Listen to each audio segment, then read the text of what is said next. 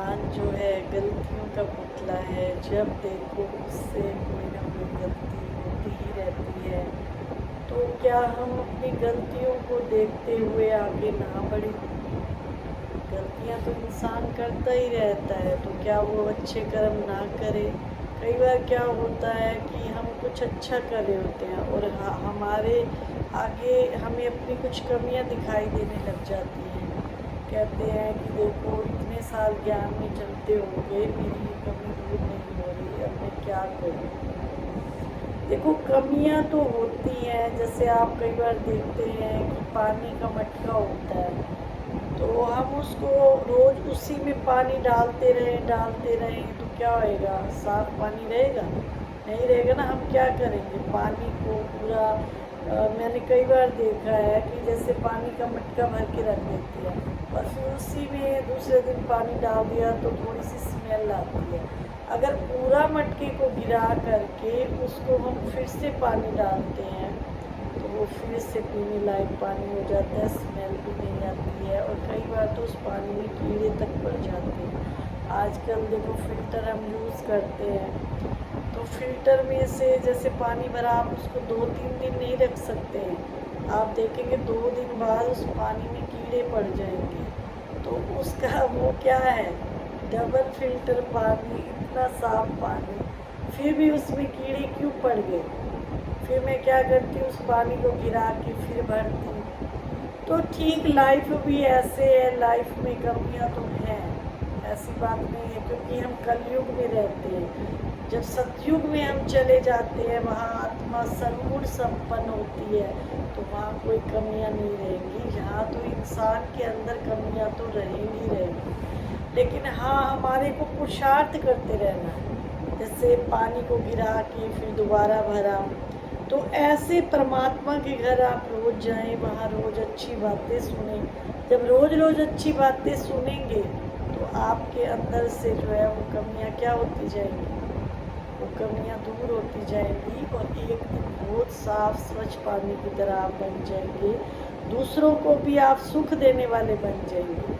जैसे पानी हमको क्या देता है? सुख देता है, ठंडक देता है, प्यास हमारी दूर करता है। अभी गर्मी में हमको पानी ना मिले तो पानी बिना तो इंसान जी नहीं सकता है। तो ऐसे ज्ञान रूपी अमृत का पानी हमारे अंदर रोज जाना चाहिए। जब वो रोज जाएगा तो हमारा मन एक बहुत ही पवित्र मन बनता जाएगा और कमियाँ दूर होती जाएंगी। हाँ, लास्ट तक बाबा कई बार मुरली में कहते हैं कि माया आपको लास्ट तक तंग करेगी। जैसे विकार है, पांचों विकार है, और भी बहुत कमियाँ हैं, आलस है, तेरी मेरी है, निंदा, चुगली, सुस्ती, ये सब हमको लास्ट तक परेशान तो करेंगे, लेकिन हमको उससे बचना है। उसको मतलब दूर करने का हमको सोचना है कि इसको मैं कैसे दूर करूँ। मान लो हम कहीं जाते हैं अच्छी जगह, तो एक दिन मन में ये संकल्प आएगा कि चलो आज नहीं जाते, आलस आ गया मन में, तो नहीं जाते। एक दिन नहीं गए, फिर दूसरे दिन जो है मन थोड़ी देर और सुला देगा, कहेगा चलो आज फिर इसको सुला देता हूँ। ना ये परमात्मा की बातें सुनेगा और ना माया को भगा सकेगा। तो वो फिर क्या करता है मन, फिर अगले दिन फिर सुला देता है। लेकिन अगर हम मजबूत हैं, माया को पहचानते हैं कि ये माया है, मुझे परमात्मा से दूर करना चाहती है, तो आप सुबह नहीं तो शाम को जरूर जाएंगे। तो सुबह माया ने आपको हरा दिया, फिर आप शाम को जाओ। अब मंदिर में भी तो 2 टाइम जाते हैं, सुबह जाते हैं, शाम को जाते हैं, लेकिन मजबूत रहिए। कभी भी हम डावाडोल ना हो, माया को पहचाने। माया किस किस रूप में आ सकती है? सुस्ती के रूप में आ सकती है, बीमारी के रूप में आ सकती है, घर के काम के रूप में, आज बहुत काम पड़ा है आज नहीं जाते हैं। देखो आप बच्चों को भी देख लो, जो बच्चे रोज़ स्कूल जाते हैं, रोज़ अपना स्टडी करते हैं, वही बच्चे ही फर्स्ट आते हैं। जो कभी कभी जाते हैं, कभी कभी मान लो उनको यूँ होता है भाई महीने में 4 छुट्टियाँ उसने कर ली, वो बच्चे कभी भी फर्स्ट नहीं आते। 3-3 टाइम भी बच्चे पढ़ते हैं, ट्यूशन भी जाते हैं। तो ऐसे हम भी भगवान के बच्चे हैं। भगवान हमें सुबह सुबह आ करके ज्ञान मुरली सुनाते हैं, अच्छी अच्छी बातें सुनाते हैं। अगर हमारी एक दिन भी मिस हो जाती है ना, तो ऐसे लगता है कि आज जैसे मैंने कोई अपने अंदर खुराक नहीं डाली है। और पूरा दिन वो ज्ञान मनन चिंतन हमारे को मदद करता है, पूरा दिन हमारी सहायता करता है कि आज परमात्मा के लिए महावाक्य थे, आज ये थे, आज मुझे इससे बच के रहना है, आज मुझे देह अभिमान में नहीं आना है, आज मुझे तेरे मेरे में नहीं आना है, आज मुझे निंदा चुगली नहीं करनी है। ऐसे रोज का हम चिंतन लेते रहते हैं और माया के रूपों को भी पहचान जाते हैं कि माया किन किन रूप से आती है। अभी कल भी बाबा के महावाक्य थे कि संसार में बहुत दुख है, उन दुखों की लिस्ट निकालो कि क्या क्या दुख है। अब दुख तो देखो बहुत है, दुख की गिनती करे तो हमारे को क्या दुख नहीं है। धन ठीक नहीं है तो दुखी है, लाइट नहीं है तो दुखी है, पानी नहीं है तो दुखी है, गर्मी बहुत है तो दुखी है, किसी की चिंता है तो दुखी है, किसी के संतान नहीं है तो दुखी है। दुखों की तो मैंने 101 लिस्ट निकाली हुई और बाबा ने भी कल 101 लिस्ट निकालने को बोला था। दुख बहुत है संसार में, लेकिन दुखों से पार होने की विधि भी बाबा हमको सिखलाते हैं। तो एक छोटी सी कहानी मैं आपको सुनाती हूँ कि जो बात हो गई है ना, उसको फिर आप कभी भी याद नहीं करो। अगर याद करोगे तो फिर आप दुखी होते ही रहोगे। एक बार गौतम बुद्ध जी अपने शिष्यों के साथ कहीं जा रहे थे। उन्होंने कहा कि आज मैं अकेला जाऊंगा, तुमको साथ नहीं ले जाऊंगा, आप सब मठ पे रहिए। तो सब वहीं रहे और गौतम बुद्ध अकेले चल दिए। जो उनको जानते थे उन्होंने नमस्कार किया, प्रणाम किया।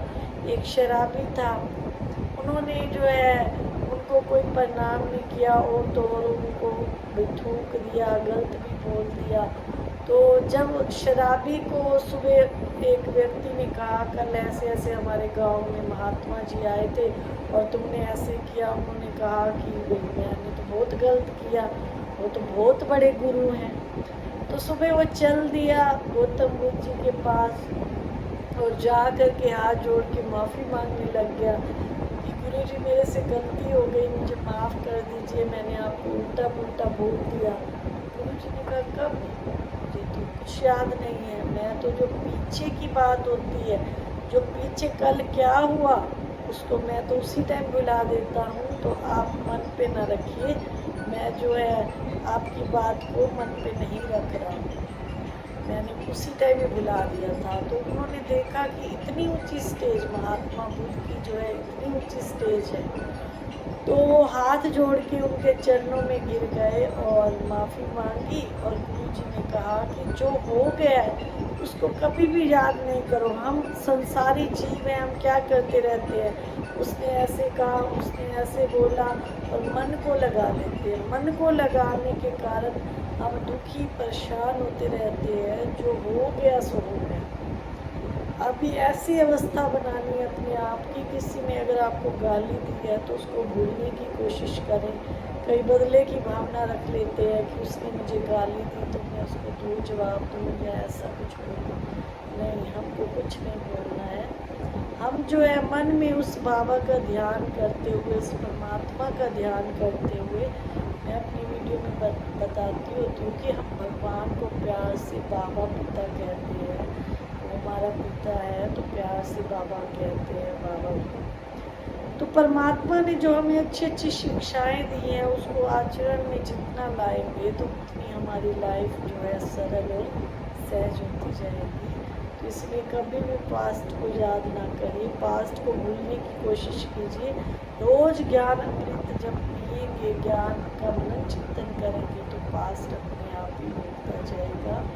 ओम शांति शांति।